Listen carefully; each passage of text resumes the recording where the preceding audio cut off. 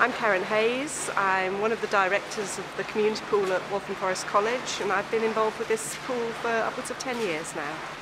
It's a 1930s built pool. It was built at the same time as the college. The college said that it could no longer run the pool and it was threatened with closure. At that point there was a big campaign to keep it open. Well, we're told they couldn't get funding to run courses such as the lifeguard and the teacher training courses, and it wasn't core to their main business.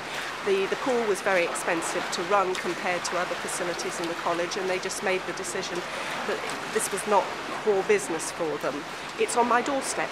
It's the pool that my son and daughter trained at as competitive swimmers. It's convenient for many people in the locality. We've got a huge number of local schools within walking distance who were using the pool for lessons as part of their school curriculum. It's a proper swimmer's pool. It's an old 30-metre imperial length pool that is really suitable for serious swimming, which this sort of pool are few and far between. But really it is here. This is a resource we've got now, and with what seems like a lot of expenditure, we're talking hundreds of thousands of pounds, we could bring it up to really good modern standards. But when you compare that to the price of upgrading or building a completely new pool, it's peanuts. So why not make use of the pool that we've got now, and rather than trying to kid ourselves that we'll be able to build completely new facilities, which in the current climate are very unlikely to happen. All of the leisure facilities in the borough are up for consideration, and the council is currently considering what to do with those facilities. I'm not sure whether they're considering changing their use or selling them off to private operators. I'm not sure what that is. I do know that, for example, the pool and track, which is probably the best facility we've got in the borough, has been under threat for many years. There's always talk about replacing it with a new facility. I don't see that happening. At the same time, it's earmarked for closure and being replaced with something else, and my fear is that it will be closed down and we won't get anything in its place. We hear from our colleagues over in Redbridge that places like Seven Kings Pool was shut down without much notice, and I know in Redbridge they've got probably they've got a number of school pools that they've been relying on which are closing down for various reasons, or at least they supposedly refurbish, but whether they'll ever open up again.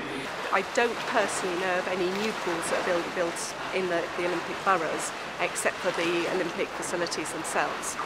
The main facilities themselves, I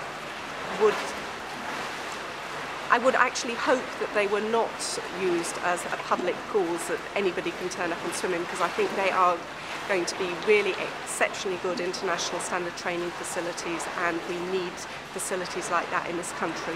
We need 50-metre pools, we need good training for our elite athletes, and I would hope that the aquatic centre is used for those purposes, for the competitive swimmers, and not mainly but for leisure swimmers. I think that we need other pools building that would build on the enthusiasm we set up as part of the Olympics, so that people can participate at a lower level. If you look at the number of people that are supposed to be moving into the Olympic Park area, or the housing that is being built in the Olympic Park area, we would need additional pools to serve the needs of those additional people. So